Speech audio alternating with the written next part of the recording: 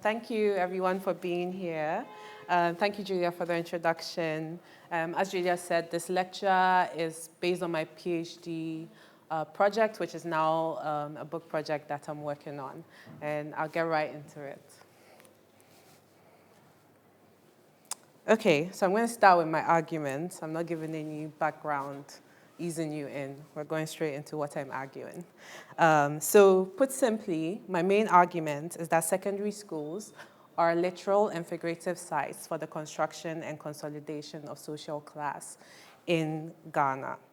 And they are sites for the construction and consolidation of social class because of the long histories of education from before the nation even existed in its modern form, and through to the independence era under the first African president of the country, where there was a massive boom in education expansion across the country. Very bold claim I am making. So now let's get into some background. So asking the Ghanaian, any Ghanaians here? Good. So you keep looking to her, see if I'm telling lies. Asking a Ghanaian which secondary school did you go to can be an extremely loaded question. It's so loaded because the answer is a powerful marker of a lot of things. Through the answer, you kind of can guess what networks the person might be part of, how intelligent they are imagined to be, who they know, who knows them, and what sort of economic background you can guess that they have, and what their current or future life prospects are. It's comparable, as some of you here might be thinking, to the kind of social interaction you get if you ask somebody and they tell you they're an Oxbridge person here, or if in the US they went to an Ivy League school, except Cornell. Pop culture said people don't care about Cornell, so yeah. So in Ghana, there's this social imaginary in which secondary schools are ranked, with some schools placed at the top, elite schools, A-class schools, well-endowed schools. These are different names that people have for these. And lower class schools, less endowed, are other words they use for that, at the bottom. And it's not just in the social imaginary. This is mapped on, in some ways, not directly, but mapped on to official Ghana education service policy and action. And importantly, this imaginary does not extend in the same way to other levels of educational institutions, surprisingly, not university and not primary school. As one of my interlocutors put it, anybody can get into Legon, which is the University of Ghana, but not everybody can get into Butri, which is Infantimum School. It's one of the oldest secondary schools in the Ghana. Kofi Annan went there. So when someone asks you, if you find yourself in Ghana, in Ghanaian Pidgin, which school you go, they're not asking about anything. You're asking about secondary school. And the answer you give might be the difference between a job interview or a first date, or a very unpleasant social interaction where you leave feeling disrespected and shortchanged. So this is kind of a puzzling thing to hear if you know a little bit about Ghana, especially the independence era in Ghana, and even more especially that this man, Dr. Kwame Nkrumah, the man who led the final push to independence, was an avowed socialist. He was a philosopher who wrote and spoke at length about breaking down class barriers and destroying these bourgeoisie societies that the colonial powers had left behind. And unlike other African socialist activists who never got to taste any power, Nkrumah actually became the president of the country and had a chance to put his ideas into action as leader of government business, then prime minister, and then finally president of the country before he was deposed in a coup d'etat. And as the first leader of government business and later as prime minister, he undertook a massive project of nation building around the country that aimed to unite the over 70 ethnic groups, polities, territories, and former kingdoms that now made up this colony called the Gold Coast, which was then to become this independence nation of Ghana. And mass education was a mode of nation building that Nkrumah considered very important. As a grad student, he had written about how to use education to instill pro-Black values and anti-colonial values into Africans.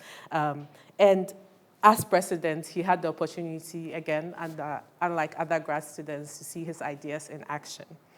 And secondary schools were especially important to his vision. And he invested millions of pounds and Ghanaian cedis into building secondary schools.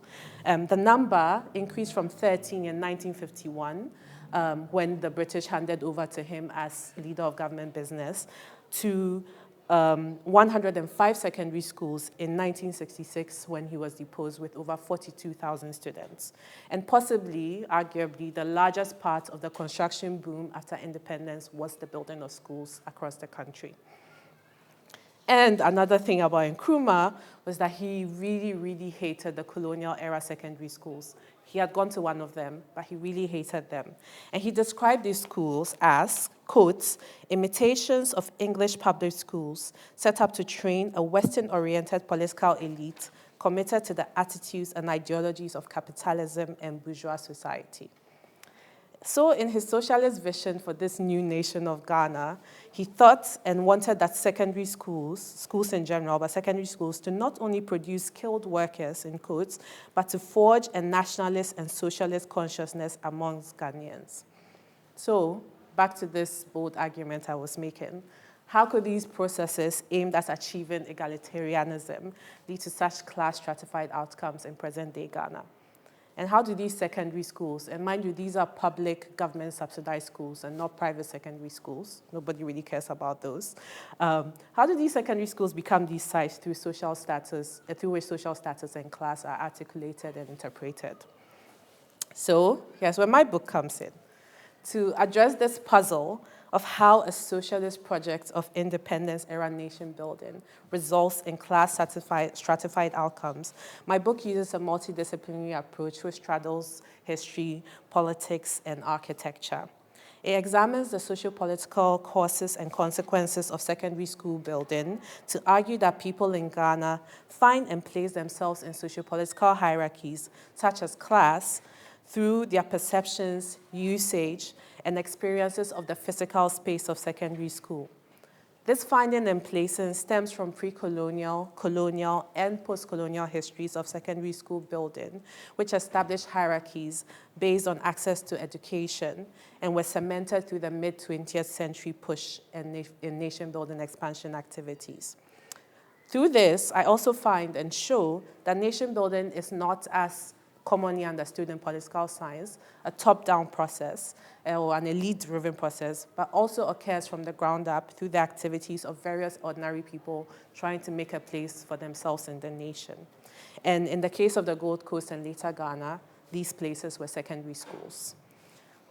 And I deploy literal and figurative meanings of the building in nation building and utilize historical and contemporary explorations of secondary school buildings as products, but the building of secondary school as processes, and importantly, the experience of schooling spanning the 16th century, when the first school was established, to 2022.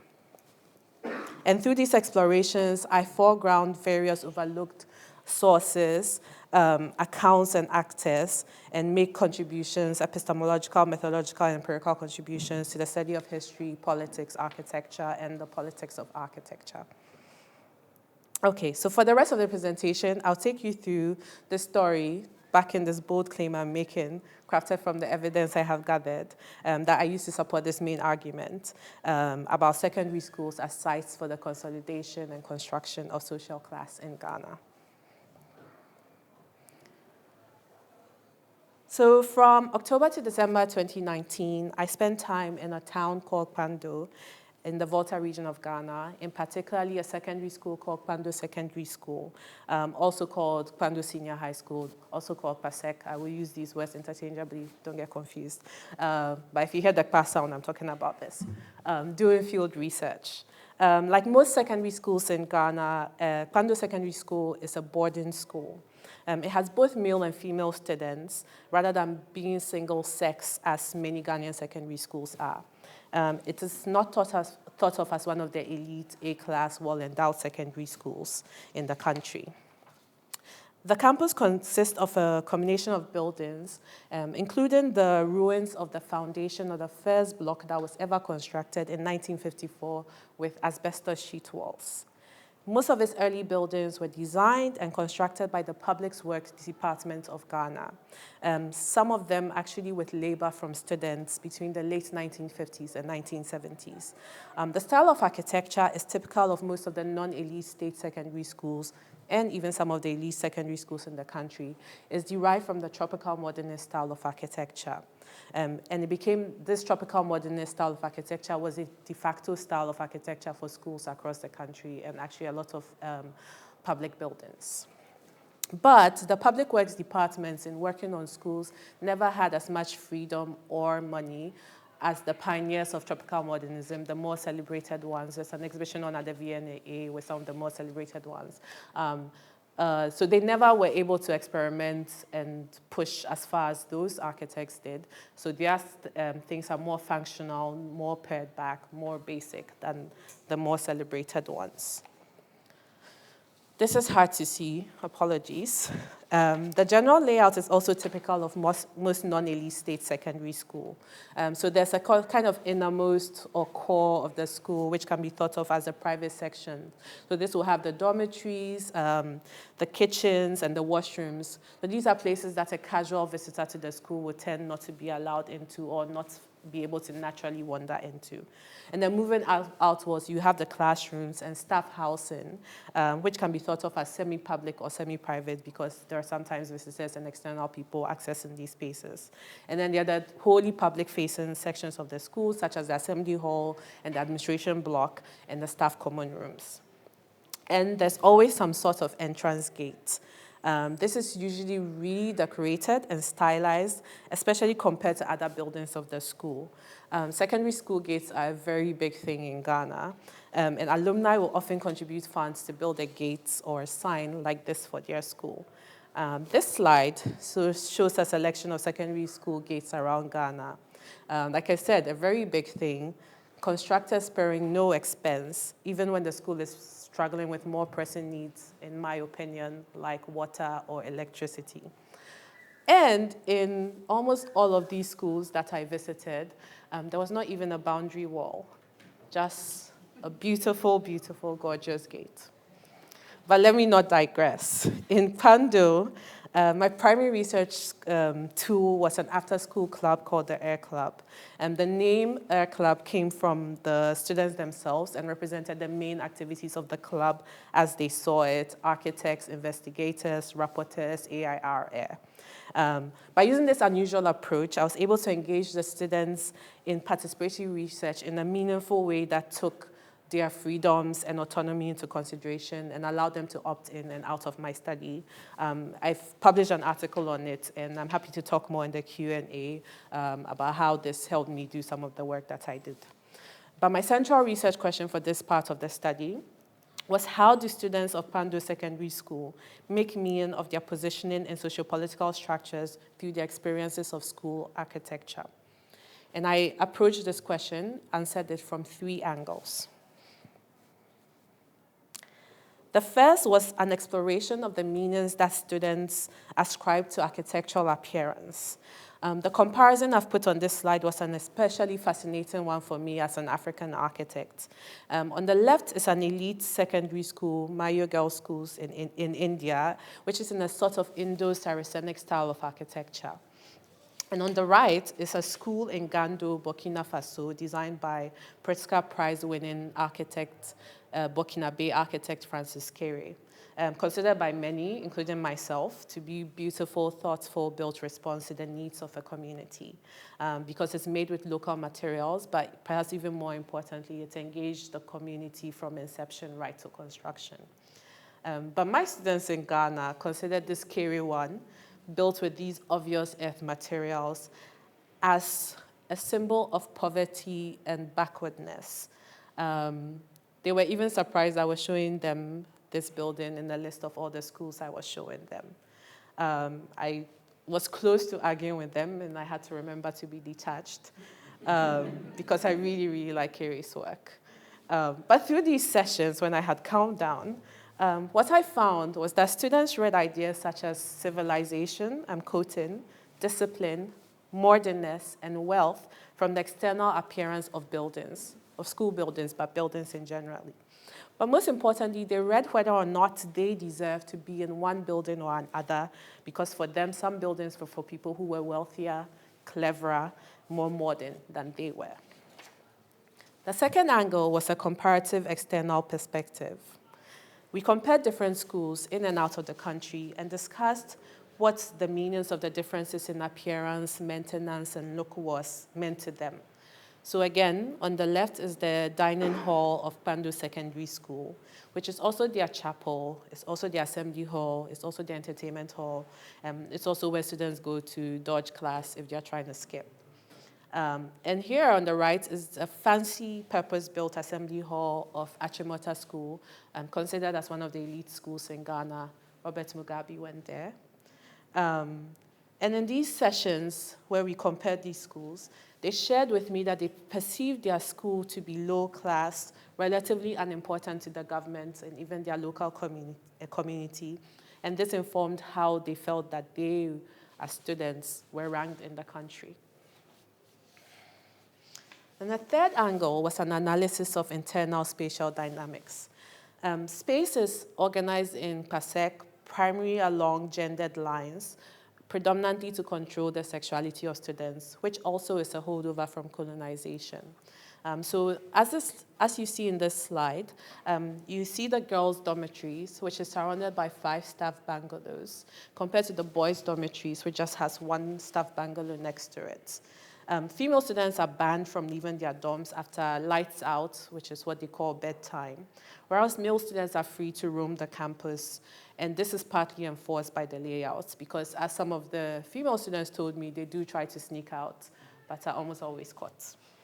And the students thought that this affected their academic performance and life outcomes. They assured me they only wanted to sneak out to go and study. And because they were not allowed to sneak out to study, obviously they didn't do as well in exams as the male students.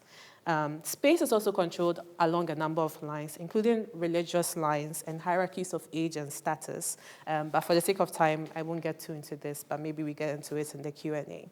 But from this, the meanings that students ascribe to the spaces, how they reinforce or subvert school rules or student rules around spaces also reflects and reinforces their positioning or how they think they should be positioned in school and broader society. So bringing together these 3 angles, PASEC students are placed and place themselves in lower ranks of sociopolitical hierarchies in Ghana, but also in the wider world. In focus group discussions and interviews, students spoke about their secondary school and themselves having a lower level, in quotes, of civilization compared to other secondary schools in Ghana, which had higher levels of civilization. They said things like, as you see on the slide, A-class schools, so schools like Achimota and Fantipim that I've mentioned, have high achievements in the academics. In terms of architecture, it's also really high, it's very nice, and everything is put up to make the students feel comfortable enough to study and do well in exams. And that the government was also helping these A schools because the students performed so well, unlike their school and lower class schools like CSA schools, which did not have as much facilities because the students did not perform highly and also could not perform highly. Then they also shared stories with me about going to public events, inter-school events, where they will meet students from other secondary schools and leave feeling being looked down upon because their school was considered lower class than these other schools. Through this, the PASEC students saw themselves as very far away, both in terms of physical distance, but also social distance from buildings and schools they described as rich, high class, A-class, and civilized, in quotes. But they believe that in different circumstances, having different backgrounds, education, they might have been able to access such places and buildings. A belief that was strongly punctuated with this idea that they would actually never feel comfortable in such spaces because they would just not know how to comport themselves in a way that students who belong in such buildings know how to comport themselves. And for many of the students, they shared with me that this time in secondary school was actually the first time that they really thought about or understood that they were positioned differently from other children in the country or other young people in the country. It was a time where it seemed to be clear to them that there was a hierarchy around schooling, and though they were not at the absolute bottom, they were definitely not at the top of this hierarchy. They felt sidelined by their states, although they thought it made sense because they weren't as good academically as other students, and thought that perhaps they would be treated better than by their states if only they did better in exams. On that sad note, let's turn to how this situation could arise in the first place. So Kwando Secondary School was one of those schools that was established during Kwame Nkrumah's massive nation-building drive. And like I said, these were driven by socialist processes, and how could they result in these sad anti-socialist outcomes? So to answer this, we will do a bit of time travel, and we'll go to the 15th and 16th centuries, to the area that before it became the Gold Coast colony, and before obviously it became Ghana, and the surrounding wider West African sub-region. So studies of education in Africa tend to gloss over just how brutal the introduction of Western education often was in these regions. The architecture of the first Western schools in West Africa was often an architecture of fortification, of brutality, of death, and of fear. These schools were mostly located in European castles and forts, which were deliberately sited, usually some distance apart from the surrounding African settlements and on elevated ground and often close to the sea. They were massive and heavily fortified buildings with cannons, bastions, and other imposing architectural features, and with thick walls which were regularly whitewashed to enhance their uniqueness and strangeness in the surrounding context. And these were the same castles and forts in which enslaved people were held captive before being forced to embark on the Middle Passage. The locating of the first Western schools in these forts influenced early perceptions of Western education and schools, resulting in many Africans understandably wanting nothing to do with these schools. And on top of this, as the image in the slide shows, the typical layout of these castles and forts was a central courtyard system. So when enslaved people would be brought into these courtyards to be appraised, washed, whipped, and sold, as they would have been visible to anyone in the rooms with a view of that courtyard, like the classrooms. So this meant that the first students in these castle and fort schools would have been forced to witness the violence of slavery regularly. On this slide is, on the top left, is a picture of one of the rooms that would have been used by the master of the Cape Coast Castle School, who would have been the chaplain in the castle. It directly faces the courtyard, facing the male and female dungeons. The castle chapel, this one, where students would have been instructed and had religious services, was also directly on top of the male slave dungeon, with a peephole, this one, right at the entrance for monitoring just how full or empty the place was. So, who were some of the students in these early castle and fort schools? Many of the earliest students of the first European schools across West Africa were hostages. In French colonized West Africa, the first state school was called L'École des Otages, translating literally to school for hostages in English. The forcibly recruited pupils were children of traditional leaders in the region, taken from their homes and communities to keep their powerful parents in line. And European Christian missions, such as the Basel Mission, based in Switzerland, sometimes purchased enslaved people and enrolled them as students that had to work in church plantations.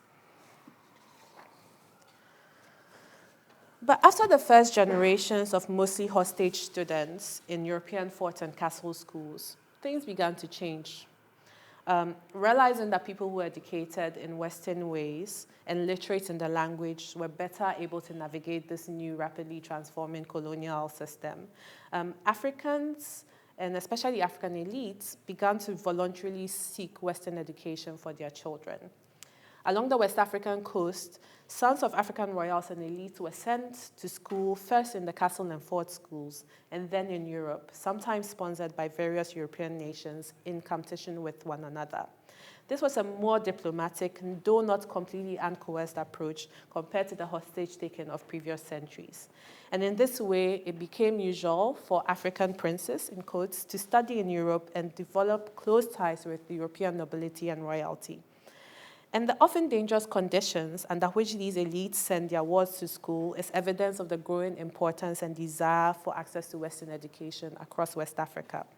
For instance, as shown on this slide, there are several stories of young elite African princes, being sent off to Europe on ships, then getting sold into slavery by treacherous captains, and then stories of how their wealthy families will raise funds to go and buy them back from slavery. And most times they will send these wards back onto ships to attempt to get to school in Europe again. William Ansah Srasarku is a famous example. There was a play written about him that showed in London. He was one of these African princes that became a celebrity in London because of his story.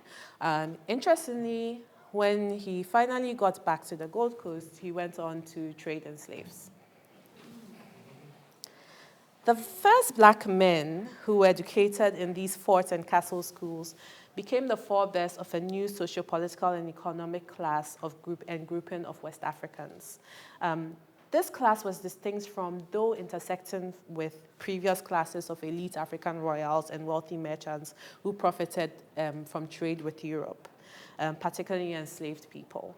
Many of them, by virtue of their Christian schooling, European Christian schooling, had become some form of what people call Europeanized Africans, disliked and disrespected by Africans and Europeans alike. Yet they also commanded immense power, however limited in the colonial system, through the positions of authority that they held and by their unique position of being in between the Europeans and Africans. Men like Srasarku from the previous slide and Philip Kwaku, drawn on this slide, the first African ordained as an Anglican minister, were typical of these Europeanized Africans, and they became interlocutors between white Europeans and Black Africans in West Africa. And about 100 years after Philip Kwaku and Srasarku had died, the attitude towards these Western-educated, Europeanized Africans had changed greatly. There were also enough of them to form a substantial social, economic, and political elite bloc in the Gold Coast and across West Africa, as evidenced in the activities of groups such as the Fanti Confederacy and the Aborigines Rights Protection Society pictured on this slide. I'm not sure if that's the picture. I can't find an actual label, but everyone says it's this one. These groups, elite Africans at this point, were also really the subject of admiration and perhaps even envy. They owned lots of property, designed, constructed magnificent houses along the coast of West Africa, run successful businesses, and held political positions in the colonial system. So a lot of first judges, lawyers, special appointees to the Queen were from this group of people. They prided and differentiated themselves from other Africans on the basis of their formal Western education, often finished in Europe after starting out on the Gold Coast. Some of them went on to found schools and promote the spread of Western-style education around the country, leading to association of schools with refinement, with wealth, with taste and good sense, and more importantly, power in this colonially dominated system. This led to what the British colonial government described as a period of great demand for education, which also then coincided with increased missionary activity in the region and the expansion and the push for more schools. So the dominant stories that have been told about the expansion of Western-style education and schools in Africa are about the activities of Europeans on the continent. They are stories of Christian missionaries founding schools in remote African villages against all odds. But this is an incomplete and one-sided narrative. In fact, during this period, most schools in present-day Ghana, the Gold Coast at the time, were started and built by African communities. Because despite the violent origins of Western-style schooling, as we have seen, Africans began to see it as key to navigating their now European colonized regions and a way to access the benefits of European modernity. And once that happened, their demand for schools and education far outstripped the supply by the British colonial government and the European Christian missions. And very quickly, they realized that they could not depend on these colonial authorities to ensure education for themselves and their wards, and took matters into their own hands. All over the Gold Coast, Africans invested in establishing and building schools for the aforementioned reasons, but also to try and gain some measure of control over these schools and what their children were learning. So contrary to these dominant narratives of the expansion of education across the region, there were a lot of Africans starting and building schools. So why then is it that the dominant histories tell a different story, often of a lone European missionary out in the wilderness building a school? Well, in the case of Ghana, it was because the British colonial government simply refused to support schools run by Africans, which they called native authority schools. They withheld funding, teacher allocation, new buildings, textbooks, and the like from these African-run schools, and exclusively funded schools led by European missionaries. This was actually written into policy to only give education grants to schools run by European missionaries. So this is why Africans in the Gold Coast would start or build a school, then go look for some European missionary to come and run it so that the government would fund them. On this slide is part of the founding story of Maudi Secondary School in the Volta region of Ghana. It's a quote from the first headmaster, Walter Trust, white American man. He recounts how he was recruited by Reverend Baita up there, who was the first African Synod clerk of the Evangelical Presbyterian Church. Baita told Trust that he had funding from the colonial government to build the school. That was a lie. Then he told the colonial government that he already had a white missionary who was coming to run the school. He did not inform them that he actually hadn't found one yet. And more importantly, he didn't tell the British colonial government that this person would be an American. And there are similar stories from all over the Gold Coast of people starting schools and then going to find a missionary to come and run them. But though this approach to getting schools going was quite clever, it did not always work smoothly, and there were inequalities baked into the system from the very start. European missionaries tended to prefer to be located in the most economically profitable areas. A lot of them were in the south of the country, especially near the coasts, places where they could participate in trade, exports, mining, and other things to supplement their incomes. So as the slide shows, up until 1950, there were no government-assisted secondary schools in the greater part of the country, none in the northern half of the country at all. So although admission to these mission schools, mission-run schools, was open to everybody, the fact of the matter was that it was inconvenient, difficult, and undesirable for students to travel long distances to go to these schools. And at the time, they traveled on foot. So, and the European-run mission secondary schools were better constructed, better funded. They had professional architects leading the charge and constructors, rather than the communal labor of mostly untrained, nonetheless passionate community people. So there was an obvious gap in the design, the construction, and funding between the European-run schools and the so-called native authority schools. And that gap was replicated in examination results and life prospects and outcomes of students. And this contributed to what I call the unequal footings of the secondary school system, driving African leaders and communities to really try to level the playing field by trying to get more money to build more schools, to expand schools, to pay teachers. And sometimes they will find European missionaries to come and run the schools, but most times they did not. And yet they persisted, raising funds through levies, donating land and labor, even as they pressed the colonial government to do its duty. For every single European mission-run secondary school, there were at least 10 of the so-called native authority schools built, funded, and/or run by Africans. And it is due to this foundation that the school system expanded so rapidly when the Gold Coast finally won the right to govern itself. And it's due to that also that the social stratification that I've been talking about was baked into the school system. Some schools had already been set apart and treated better because of their stronger links to European Christian missions and the colonial government. And they had histories that were just impossible for the other secondary schools to try to match. They had well-placed alumni who had been rich and powerful for years, centuries in certain cases.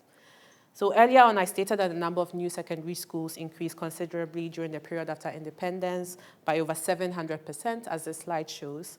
And it's a fantastic explosion, but that tends to be attributed solely to Kwame Nkrumah and his first African government.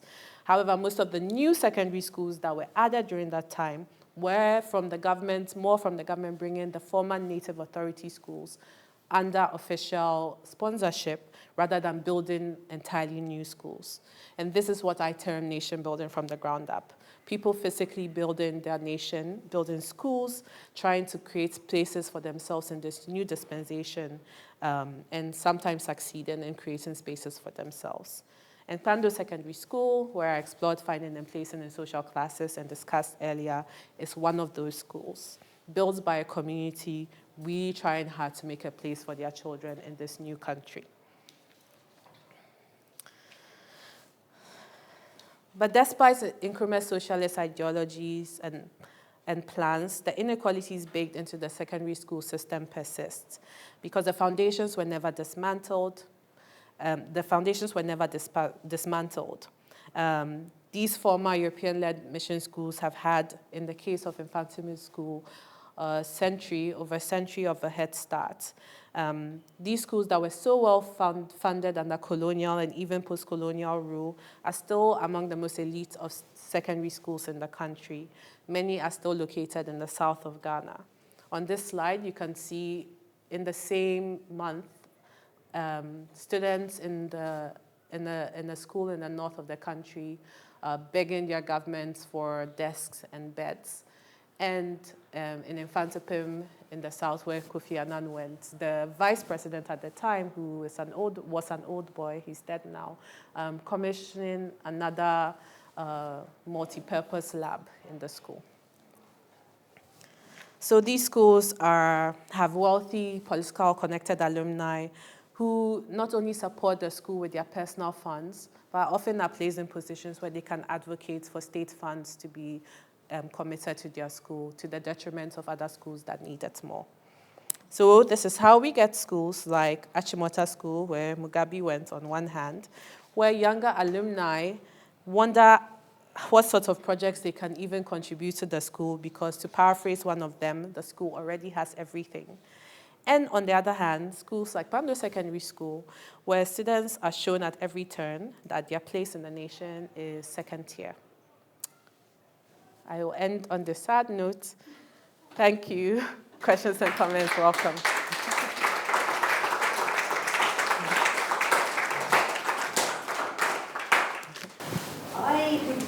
I would actually like you to speak a little bit about your sources, because one of the things that, I do know this project as well. So my supervisor. But one of the things that I think was particularly interesting about it was the way that Kuukuwa, you face archives, you do some historical research went into this, and you face archives that tell particular stories, and they tell a familiar story. And one of the things that Kuukuwa was very keen on was finding the hidden stories.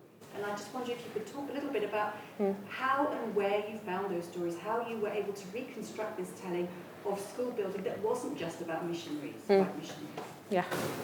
Well, I just try and answer it like it was very efficient and stuff, because it was not. So a thing I did with kind of the schools that I identified that I wanted to find, the histories that so I think the first point was I didn't believe the histories. It just didn't make sense, because again, I'm a Ghanaian, and I know how Ghanaian parents love school and education. So it just didn't make sense to me that they would be passively just sitting there while people built schools. So that was the first step. I didn't believe that this was the full story. So I identified various schools and people to try and interview. So I'll use as example the Amejofo Training College, which is in the Volta region of Ghana. It's one of the schools designed by Jane Drew and Maxwell Fry. And it's the school where my mom had her training. My mom was a teacher, a retired teacher, and that's where she went to train in college. So I started there. So the official record is this school was started by Scottish missionaries after the First World War, and later Jane Drew and Maxwell Fry come and build their official and final premises. So right off the bat, again, if you know a bit about World War history in West Africa, this already smells fishy, because Scottish missionaries, when do they come to West Africa, right? They come when they expel the Germans out of West Africa after they lose the war. And then in this site, there's a story of a school. The school has been there for over 100 years. So the stories of the school are older than the official record. So then I try to find basically, I'm tell me the oldest person here and take me to them. So I find the community elders who have stories and ask them, and then names pop up. And one of these names was Baita, who I had in relation to Maoli School, but also the first African Synod clerks of the Evangelical Presbyterian Church. And through this work, I find out that actually this church had been the only African church governing itself because they expelled the Germans, who were the mission leaders at the time. And that's how I find out about the founding and who actually starts it and when these Scottish missionaries are invited. I say it now and it seems so straightforward, but it was actually really more frustrating and annoying than that. And I was just stubbornly persistent because I thought there was more to the story than I was there. Yeah. That's appreciated. Thank you. Yeah. A question? Yes, I mean, it was fantastic to catch up with the work you're doing, and that you're in London. It's fantastic. Yeah. Thanks for this. Maybe it's a brief question, but I was thinking of the writings of Kwame Nkrumah and his acknowledgement all the time, not in the reports or in the annual plans. In the, Yes. 7-year plan and all those. Well. He's constantly called for everyone to build up the nation. Yes. Recognition that really this is a matter of everyone putting Yeah. the efforts. And building on that fact, I was wondering if the stories are hidden so much because they're not well told. I mean, it seems like he really wanted these stories to be known or not. And to what extent, or how those stories get hidden in that process of history making, if that makes sense. Yeah. If you can comment on that.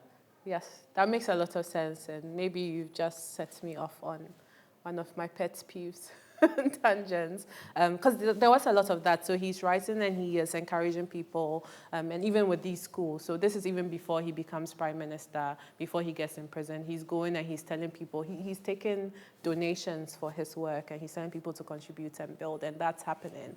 But also, I think, sorry to anyone who wants to be president, but I think if you want to be a president or a prime minister, you have to have a really big ego because you have to think you're the one who can save these people.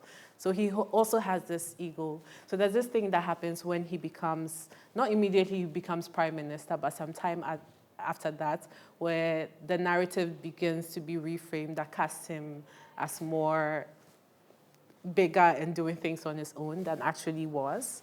So there's some of that happens. So then there's statues of him in some of the schools, celebrating him as the founder. So one example is Agri Memorial School. So the Agri Memorial School was started. So in front of him, the school Kofi Annan went to, old colonial school established, well, not colonial actually. So it's established by these elite West Africans I was talking about, but it's very old. And during the agitations, so this is in 1948, where things are coming to a head. Students there go on them, some students and teachers there go on demonstration against the colonial government, and they're expelled. I think 8 or 7 of them are expelled from the school, and they go on and they are like, we're going to start our own school. this eventually becomes Ghana National College because they start and they're in these rented premises in Cape Coast. And then Nkrumah hears about them and this is great because this is the kind of stuff he wants. And by the time the thing gets into the history books, it's like, oh, Nkrumah started this school and it's called Ghana National College. And there are these brave teachers and students, but it's kind of Nkrumah's work. So there are these reframings happening in Nkrumah's time. But beyond that, there's also the governments coming after him who don't want to give him as much credit. Like, it's a constant struggle in Ghana. So 21st September is Nkrumah's birthday and was established by a previous government as Founders Day. Founder, apostrophe S, founder being Nkrumah. Then the next government comes into power and they move the apostrophe after the S. It says founders, Nkrumah and the Big Six, which we can talk about it. Like if I start, that's another tangent. And there's this tussle, like was it one founder, was it these group of founders? Spoiler alert, it was more than them. But like this is a debate that's happening, right? So some of these stories are getting deliberately suppressed to just downplay how much Nkrumah did. Because, you know, it is real, because people also talk as if people weren't fed up of Nkrumah when he was overthrown. People were celebrating in the streets because the freedom and the joy and the prosperity that they thought they would get after the British left did not happen. There was like a lot of reasons. We know he's written about it, neocolonialism and people undermining from in, like all that are true. But the fact was that people were hungry. People suddenly didn't have access to things that they were able to have access to under the colonial government. So people were happy that he left. But after a while, after these new people who had thrown away Nkrumah came, things were getting worse, and they had to find a reason to tell the people. So there were so many stories. Nkrumah actually stole all the country's money. There's a hidden bank account in Switzerland and things like that. And some of these stories were downplaying these achievements of schools, building schools, which I argue were not solely his achievements in the first place. And it's a constant thing. There's like textbooks. Every year they change something in the textbooks for the secondary school and the junior school and the primary school, saying who actually founded Ghana and who invented the country. I don't know. Yeah. So thank you so much for sharing your extensive knowledge on this topic. It's fascinating. I'm not a specialist on education, but I'm looking at some schools in Kenya that were places of dark colonial history because they were previously detention camps. Yeah. And from what I'm going to just ask a couple of questions because I have an interest in comparing these trajectory stories of this school and what they say about colonial violence or legacies. So you seem to suggest, if I understood correctly, that these schools that were in forts, slave forts, have been kind of abandoned completely. There is no surviving No, there are no school schools. that is been hosted, like an elite school, for example, that has been hosted in any kind of colonial or old building that has different layers of history. So like a school that's currently still in a fort, you mean? For example. No, yeah, no. So it's very interesting because in Kenya it didn't seem very problematic to move from detention camp to schools right away at independence. Yeah. With sometimes a slight passage through juvenile detention centers. Yeah. So it's very interesting to see how like these two countries, for example, that have similar so far kind of trajectories don't react the same with school and education. And this leads me to another question, like you mentioned missionary school or how schools build post-colonial nation, but where there's some schools that were political projects in the local arena, like for example the local chiefs who kind of collaborated with the colonial orders and missionaries, and then at independence, in order to stay within the society or kind of build a certain kind of redemption, use schools or secondary schools or opening of schools, giving land, giving money to them, so that they can stay within the post-colonial society. So do you have examples of that? I'm very keen on hearing that. And the final question, sorry. Try to roll. I don't have a pen. It's a more It's fine. It's more on the colonial legacies of discipline, because you said you also research on school experience, which I was adolescent, which I also did some focus groups with students on those schools that were detention camps and try and see what kind of memories and recollection they have at that time and how they feel about that.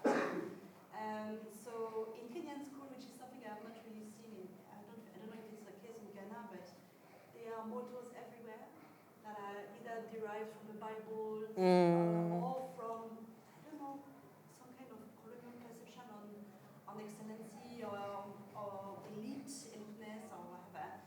And they are printed and they are stamped everywhere on signboards. And it's a constant reminder of what you should be doing as a student or what kind of school you are within.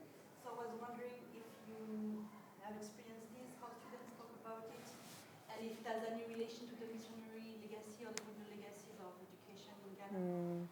Sorry, very... No, those are really cool. Yeah, no, really cool questions.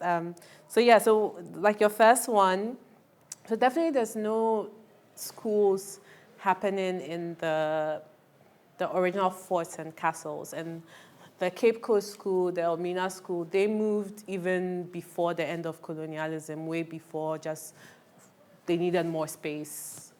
So it was purely functional and not about the discomfort with the site. But talking about discomfort with the sites, like I would suspect that they wouldn't be able to make a school in there.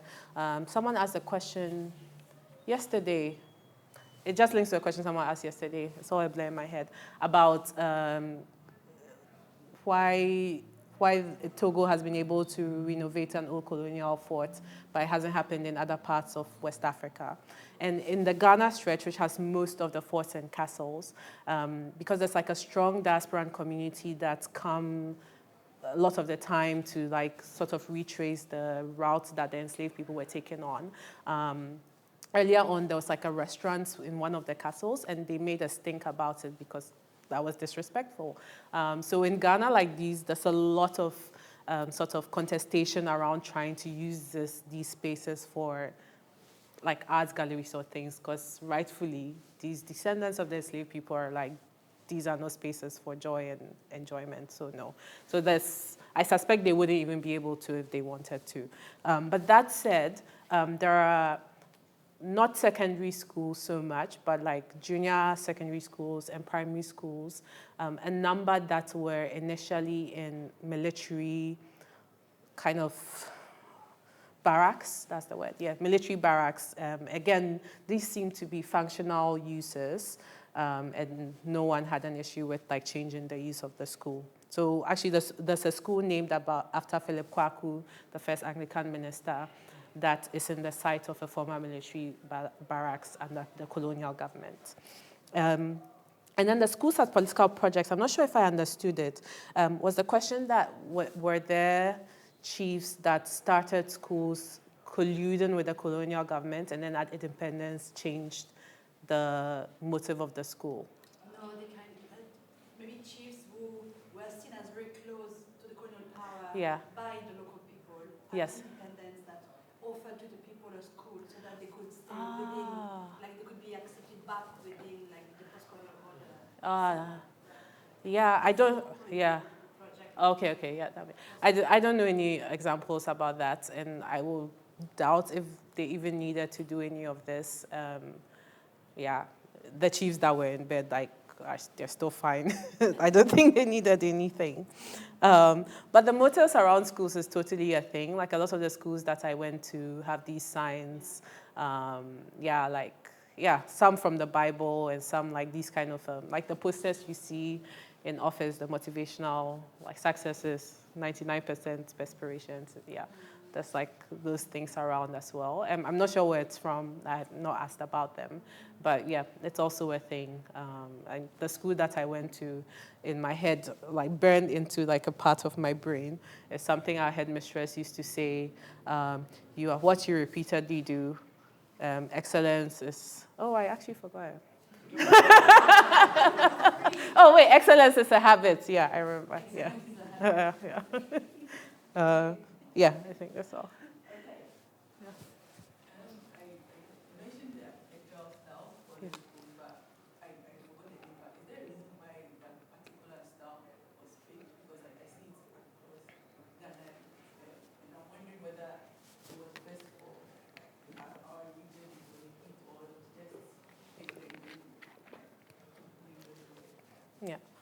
Yeah, that was part of it. So that architectural style called tropical modernism came from the larger modernist movement that started in Europe, but was adapted by the pioneers, the people who started in West Africa, adapted it to respond to the local climates. Because first, when they brought the European modernism, it's like, now I've forgotten all the examples of this building, but they had like flat roofs and glass windows and that kind of thing.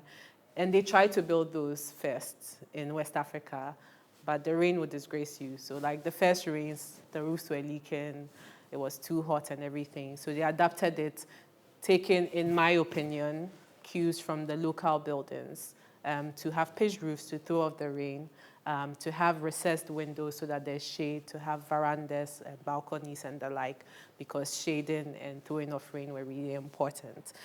So they started and they built, so there was this couple called Jane Drew and her husband Maxwell Fry that built about over 16 secondary schools across the country, and they had like a big grant from the colonial government, which I didn't say in my presentation, but it was maintained even after independence. Nkrumah tried to get out of it, but the former colonial government said they would only be allowed to keep the money if they kept the architects. So the money was tied to the architects to design and supervise. So these two designed the new buildings for Infantipim, Wesley Girls. I'm saying it because I know they are Ghanaian, so the rest of you don't know. Ibri Girls, like a lot of other schools, and it became like kind of associated with this is what a good school should look like.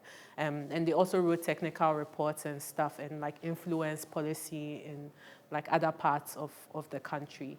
So when it came for the public works to build schools, they just like did a lot of adaptation of these designs, and that became the de facto style. It's like the 6-unit classroom block. It's like someone did one, and then that's what schools are, and that it came around. Yeah.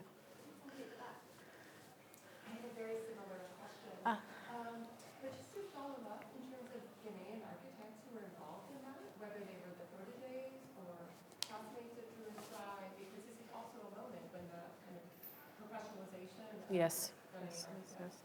Yes. So whether there were Ghanaian architects involved in some of these projects? So when Ghana went from 26 secondary schools to 105, was it just the PWD or? Yeah.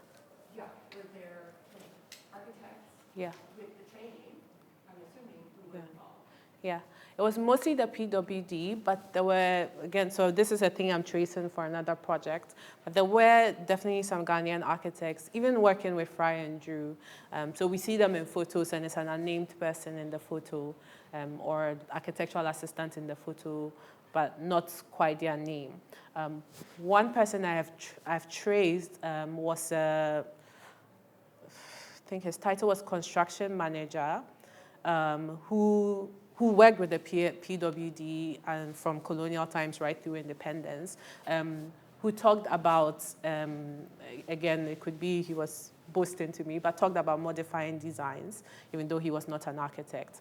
But I think actually there's like probably a grain of truth in there, because they would, especially in the more remote areas, they would be there without any supervision from the white architects and kind of sometimes have to solve problems on their own. So there's definitely a bunch of Ghanaian architects. And there's also some practicing at that time who are recorded to practice at that time, but not directly linked. Like I haven't found any direct, clear evidence that they designed any of these schools. But most of them were PWD and almost like follow the same format. Like they have classrooms that look the same, dining halls that look the same, pretty much. Thanks for your talk. I appreciate you probably didn't look at sort of private schools in your presentation and your sort of research maybe more broadly. Yeah. But I work with a number of foundations and membership associations that have a presence in Ghana and other African countries that are involved in sort of allowing microfinance loans to local people where public education can't reach those communities in order to set up private schools. Often, when we talk about privatization of schools in developing world countries, that's obviously maligned and ostracized. I just wondered if you have a perspective on that, and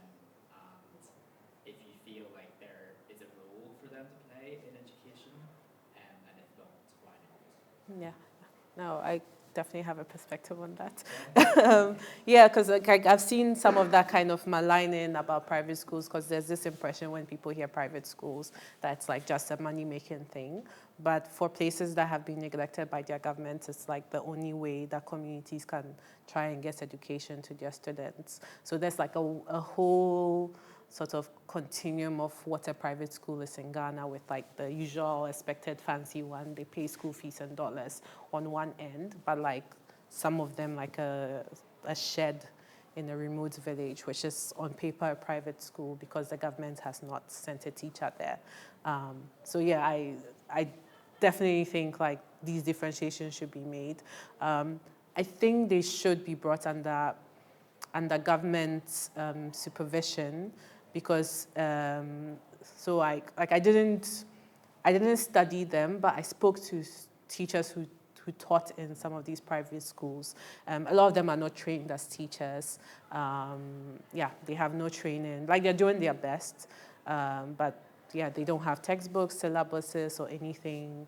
And I don't think they're well run at all. Not out of, it's not malicious, but it's like just they don't have the capacity to do it. But that said, like, I know the government is really slow and it's really difficult to get them. And can I ask what company you work with? So I work for a communications agency. Oh, that works with them. So for transparency, my client is called the IDP Foundation. Oh, okay. And they work predominantly in Ghana and Kenya. Okay. Providing microfinance loans to Yeah. local people, so Yeah. they can set up Okay. private schools. Okay. In lieu of no public education being available. Yeah. So I came across one called Pencils of Promise. Like, I was talking to someone there, and I thought, unsolicited, I thought like they might be better off using their money to like push from the government end of things, to bring these schools into the official fold, so that teachers can be posted there and they're in the system, and then they get the textbooks and things. Because there's only so far that the private microfinance kind of thing can do. Yeah. Yeah. So IDP Foundation, they are advocating for that. Yeah. Ghana is actually one of the better countries that is bringing in private schools under sort of, Yeah. National Yeah. regulation policy making. Yeah. So I think, there are some organisations out there trying to advocate for that. Yeah. There are natural barriers. There are a lot of barriers, yeah. Some governments Yeah. in place to that. Yeah. But very much they agree with what you just said. Yeah. Actually, and they're trying to make that case. Yeah. The only thing I'll add is that once they get the schools under government, they shouldn't abandon the schools, because the schools will still need extra money. Just get them under government and then also give them the money. Yeah. That's all. Sorry? In terms of constructing class, you did mention that this architectural language didn't extend down to primary schools or up to universities. The class. Yeah. What is the condition in the tertiary level at universities in perpetuating the class that's established at a high school level through the architecture? Is it visible in the architecture that is in the university sector? Yeah. So I don't see it in the architecture, but in kind of the way people organize and relate within the schools. So some of the people I interviewed for this project, or one person I interviewed, like, had this memory seared, this traumatic memory seared in their brain of their first day in class in university, where the instructor asked everybody to get up, say your name, and say what secondary school you went to. And he said his, and the whole class laughed. Like, the instructor made a joke, and the whole class laughed. Yeah, and then they have, like, there's days, there'll be, like, a day where, like, so the school I went to is called West Eagles High School, right? So there'll be a day that they'll be like, oh, all gay old girls wear your house dress, like it's like your uniform or something, or it's like high school uniform day, and people are walking around to see that you're wearing like one that's a good school, and people do not participate because they don't want people to know that they didn't go to one of these schools. But they're just these little things that happen, or just, they seem small or little. Another one, which it's not that, it's well-meaning, but ends up not good, is fundraising. Like, someone has an accident, they need to raise funds, and then they're saying, they tell you what school they went to, and I guess it's a way that people feel more sorry for you. I don't get it. It's not great. But like in the architecture, not so much. Like, again, and this in Kwame Nkrumah University of Science and Technology, constructed in Nkrumah, again, in this vision, it's like one of the campuses with the most modernist buildings in the sub-region, actually. So like there was the intention of how they built and how they intended to run, which has come like a really long way from that point in how it's actually used. Yeah, so that's the bit about the architecture, but in terms of usage, not so much at the tertiary level. And then primary schools as well. So primary schools, it's the reverse, or it's what we expect, where the private schools are more elite or respected. So you find people who go to like primary schools where they're paying fees in dollars, but want to go to a public subsidized school rather than, because there are private schools and some of them are really good, but people will prefer. It's changing a bit now as I think governments everywhere are underfunding education. It's changing a bit now, but people will really do anything to go to one of these public schools, even if they go to like a fancy elite primary school. Yeah. Oh.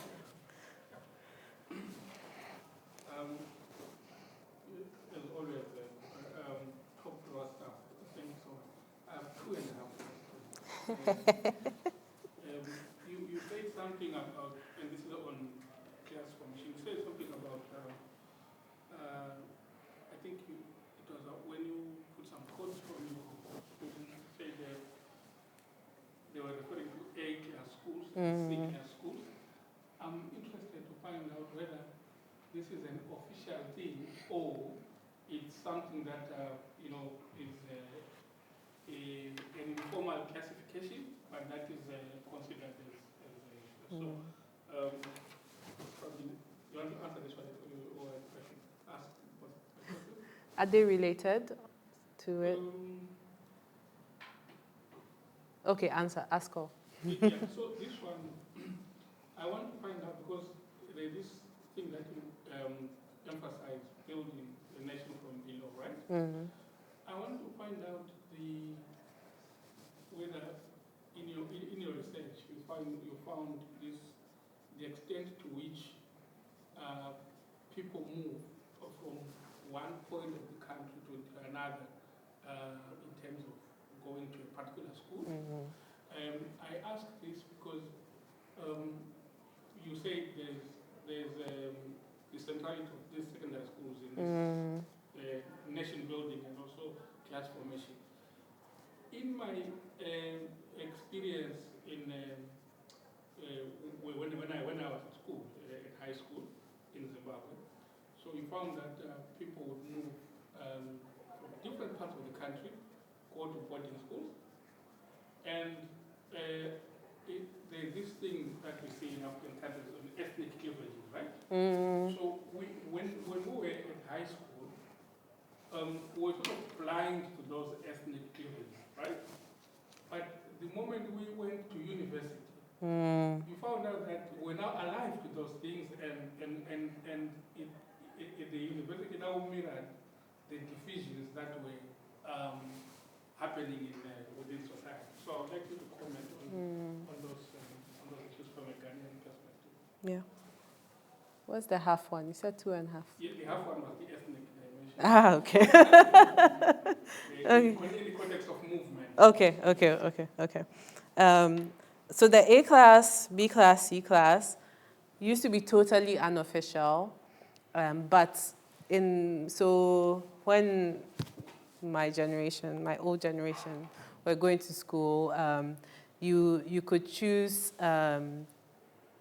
After junior high school, everyone writes this exam called the BEC.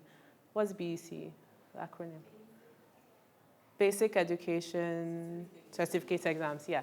And then, so as you've written it, your results aren't out yet, but you can choose 3 schools, and depending on your grade, you get your first choice school, second choice school, and third choice school.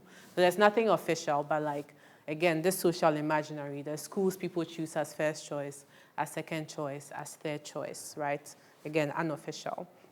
But around 2000 and between 2000 and 2010, I forget the exact date, the Ghana Education Service kind of bakes this into reality. It's not a direct mapping, but they have A schools, B schools, C schools.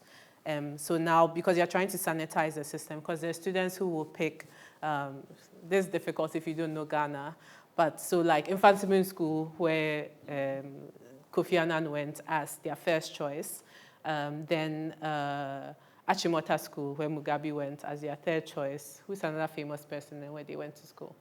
And let's say Presec as their third choice. All these schools are considered top-class schools, right? So, and they will get a good grade, right? But not good enough for the first choice because everybody with a good grade is applying there. So they will miss out on their first choice, but because they chose another very highly ranked school as their second choice, obviously Achimota is not going to pick you. And then, so there were students who had good grades that were floating in the system because they had made these bold choices. So the Ghana education systems tried to rationalize the system by putting schools in pools. So if you wanted to pick, you can only pick a certain set of schools from A, another set of schools from B, another set of schools from C. And the Minister of Education at the time, Napo, I forgot his real name. They call him Napoleon, I don't know. You can guess what kind of person he is. But his reasoning for these pools was based on how they performed in the examination you do after secondary school called the secondary WASSCE, West African Secondary School Certificate Exam. So based on that, they put them in pools. And his idea at the time was that these pools were not static. So if a school did better, they could move to the B and stuff. So that's the way that is mapped on. So like the A school, so on paper, this school I went to, Pando Secondary School, on paper, GES, is an A school. But nobody in that school thinks they're an A school, right? So it does that kind of mapping. It's not exact because if I say what schools I think are A schools, the Ghanaians here will probably beat me up. But maybe there's like 15 that are like there, and for context, there are about 800 secondary schools in the country. Yeah.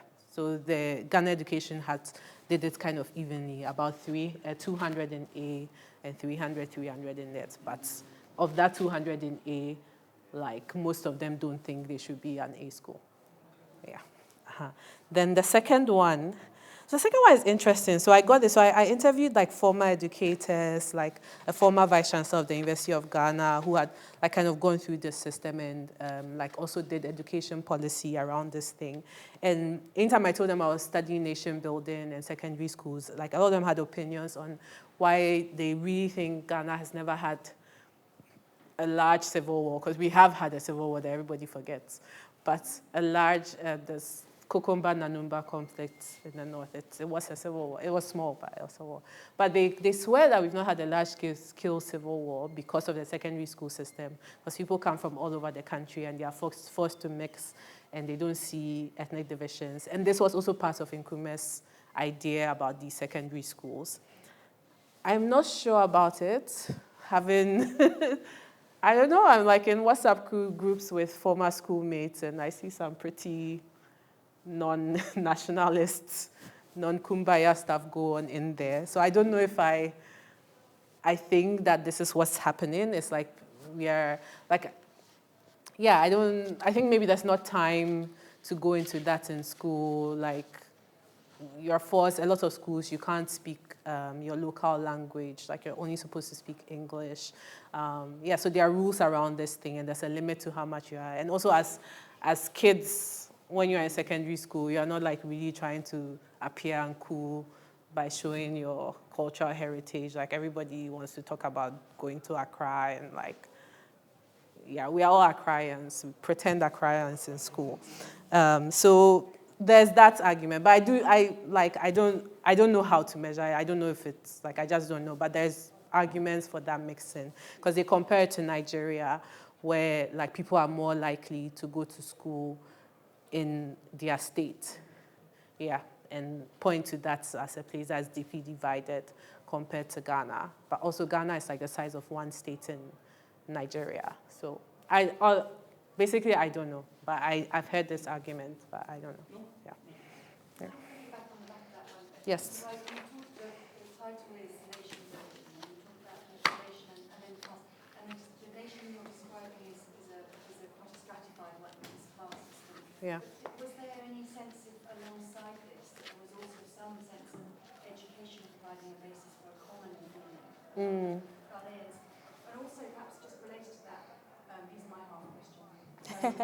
Something about how Ghanaians might feel about the state of their education within the region of West Africa, whether there's a sense of some competitiveness or a sense of whether that makes a kind of collective we feeling against the rest. Oh yeah, I like that. Yeah, so the common feeling, there's that. There's definitely that creating a common feeling, but what I think it is, and what I'm like trying to bring out and argue, is that the common feeling that is created is a class one. So it's not a common feeling that we have this education, we go to these schools, and we're all like Ghanaian at the same level, but we're all members of this group, this class grouping by virtue of our education and the kind of schools that we went to. And sometimes, like, it can look like a national we feeling, but if you see it in opposition to people who aren't educated and things, like, people don't feel that we feeling with people outside, like people who aren't educated, but even within the education, so people who aren't in their kind of schools. So like I had people, again, talk about like being at work, and people start talking about their high schools, and they say their high school. So this person I spoke to is a lawyer at like a top firm. So she said people had assumed that she went to Wesley Girls, the school that I went to, because like, of course you went there, that's why you're here. And then when she said she didn't, like, so she eventually left. And she didn't say that was the reason she left, but she again, her bringing it up as a moment where she felt like she didn't belong. So like, I think there's that we feeling, but I really think it's class.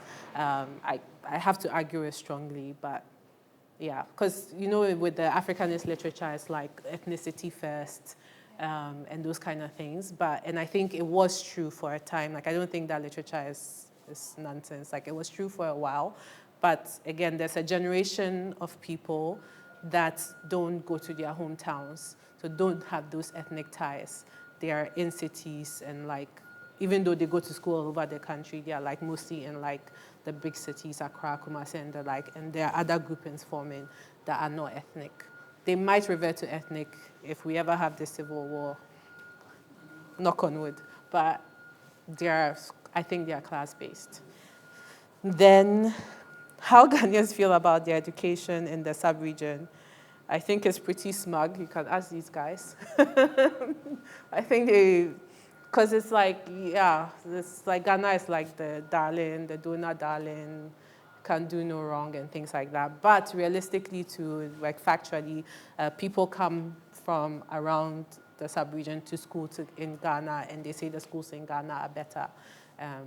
And if not just better in terms of content and stuff, more stable, because using Nigeria, because that's where most people come from. Like, your teachers can go for a strike for like a year or two and delay your graduation. But like in Ghana, there are strikes, but you will graduate on time. Yeah. Yeah.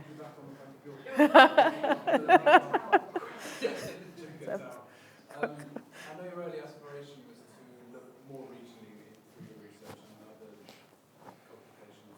Yeah. My second supervisor, by the way. And a lot of what you've discussed obviously is quite specific to Ghana, but are there lessons that you've learned that could be applied elsewhere, either in the region or across Africa or even beyond, that you might take in your near or future research? Yeah. Yeah, I've been quite interested to look at these things in other places, because when I've presented this work, like I get people from other countries telling me that this is really familiar, the thing about the elite schools and stuff. So in West Africa, Nigeria, of course, it's a big one, but also I get people from Kenya and South Africa telling me these things. So I am interested. Oh, and India, it was a surprising one as well that I also want to push.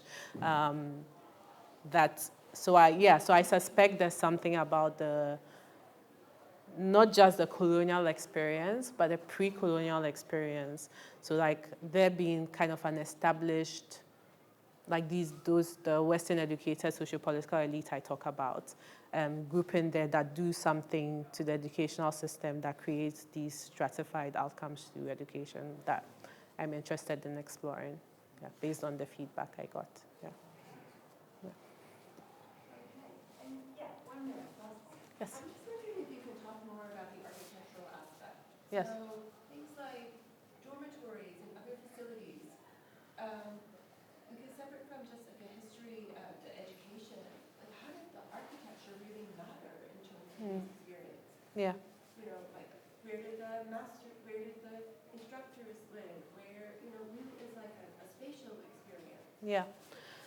So looking at the architecture, especially of these early secondary schools, right? A lot of them, the layouts and even the kind of mid-20th century planning were like racially segregated. So Achimota School, the one I ended on, where Mugabe went, was co-founded by Kwame Agri, James Kwame Agri, Ghanaian, well, not Ghanaian at the time, but African Gold Coast person. But the location where it was located, black people were not allowed there without a pass, and could not be there at certain times of the night, which I assume he was an exception to this rule. Right? And in various layouts of the school, or like people talking about the layouts of the school, you see people writing about the quarters for the European staff versus the African staff. And what I find interesting about this is, with the exception of the Infantsipim story, where the people who left then went on to form the Ghana National School, there doesn't seem to be resistance to that or an acknowledgement that there's something wrong happening here. Like with the Agri case in Achimota, like the narrative of the school is very much like unity. So their logo is the keys of a piano, and it's like you can only make beautiful music when you play the black keys and the white keys, right? But like there's all this larger stuff happening. And there's also an account I found when the Prince of Wales, I think this guy, King Charles, right? Wait, how old is he? Would he have been old enough to visit Achimota in 1930s? No. So it's his dad. Okay, sorry, King Charles. When he went to visit the school, because it was named the Prince of Wales College before it became Achimota School, this school that was founded by these men, including an African man, he goes and he shakes the hands of everybody, but Agri is not allowed on the stage. But again, I see this as someone else talking about it, just matter of fact in the report, but not the resistance. And it might be I've not found the sources or the people who had a problem with it. But I'm saying this to say that part of this story I'm telling is that this sociopolitical class were more invested in kind of getting to these positions of power and creating these systems than dismantling them, which is why we're where we are, which is not very nice of me, but I think so. But yeah, so there's like ways in which like the schools were laid out and arranged and how people used or did not use spaces that seem to have been glossed over from colonization to decolonization, well, post-colonial period. Yeah, I don't know if that answers. Fantastic. We finished? Thank you.